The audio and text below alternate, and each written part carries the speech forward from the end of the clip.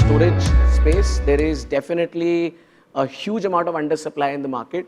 Probably the supply is more in areas where probably it was not needed. So what I think is required from anybody who's looking at investing in a cold storage is to do a thorough study as to where exactly the demand is.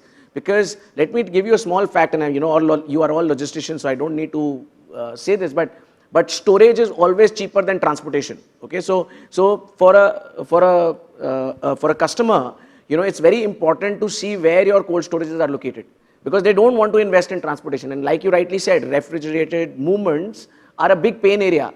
And they're pain areas for multiple reasons, is why people don't want to get into that. Also, the way India is, Indians like to invest in real estate.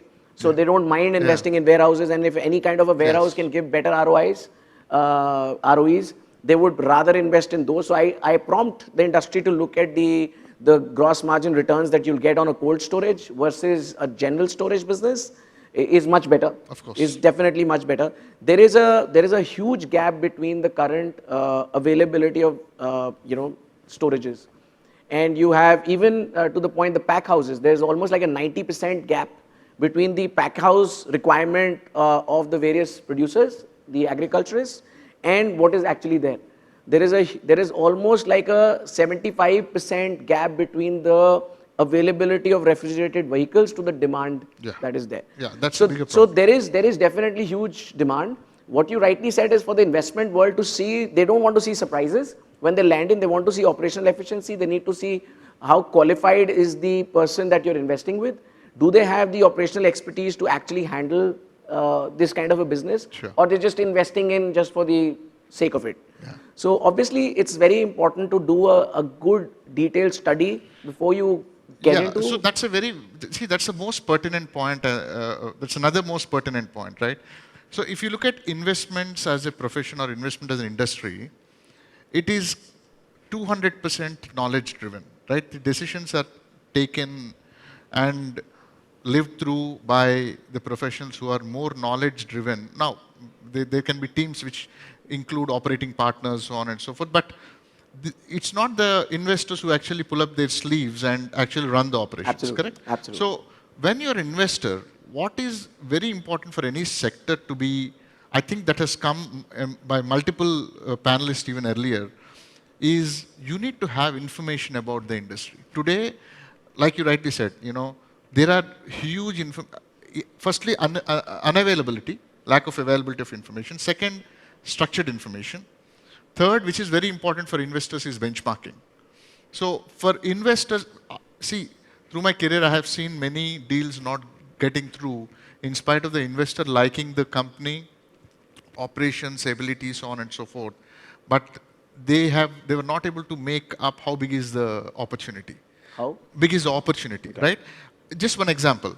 What is very important is the information about the, so for example, when somebody starts forming an investment thesis, like, well, I want to get into an integrated cold chain. I want to find out a good integrated cold chain opportunity and invest into it. Now, thesis typically is like this, right? So there's a huge QSR growth. There is a need for modern trade. Then there is, customers started paying more than what they used to pay earlier. I know Keku doesn't mind paying $10, though he told I want only 2 or 3. There is an up move in terms of what's happening on the investors' affordability and need for appreciation for quality products, so on and so forth. Right. So this is my thesis as an investor, and I get into this sector, and I'm going to talk 4 or 5 companies, and then I'm going to make my bet. Now, this is a very information-intensive process, and the availability of information which drives this decision making is very important, because it's seldom that one person takes a decision. That's another point, right? As against a strategic, where the decisions can be driven by the people who are already aware of the business. So I think availability of information, research around the investability of cold chain is probably the first immediate step, I think. Let's call an investment promotion council or whatever it is. But that's probably the first step that cold chain should take, because today the availability of information pertaining to investment decision making process is limited. Well, I agree to a large extent to what you said, that obviously for anybody who wishes to come from the outside and invest in any kind of a Yes. business, they need to be very assured of what they're getting into. Yeah. And when you talk of high capex heavy businesses, you're really talking of big monies to come in.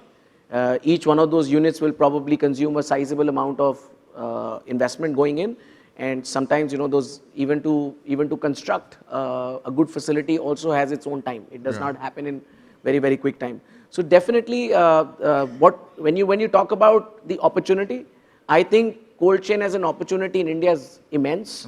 I think there is only about 4 to 5% of the Indian producers which actually have access to good cold chain facilities, infrastructure, and a lot of them are actually not even aware of the benefits that they'll drive from doing a cold chain. I've happened to meet a few producers around, some of the farmers around, and the first thing they ask you when you tell them that, why are you not using a temperature controlled facility to store? Why are you not using a refrigerated vehicle to move? And they say, why do we need it? Our product can get from my farm to the plate in very quick time. It does not need. And when you dwell deep into them and you start asking them questions as to what is the kind of wastage, and they all come up with the same number, 30 to 40%. When you talk about 30 to 40% of your produce getting wasted, and you're still not getting a recognition of it, that probably even if I'm investing another, from the product cost perspective, probably 4 to 5% additional in terms of investment in my in the way I store it and move it, the end result would be far better for me as a business rather than just going the conventional way. So the awareness of the advantages, the cost benefit analysis, I think this is where probably the government and some of the associations need to play a role, that they really need to go down to the farmer level to explain the benefits of spending a little bit extra.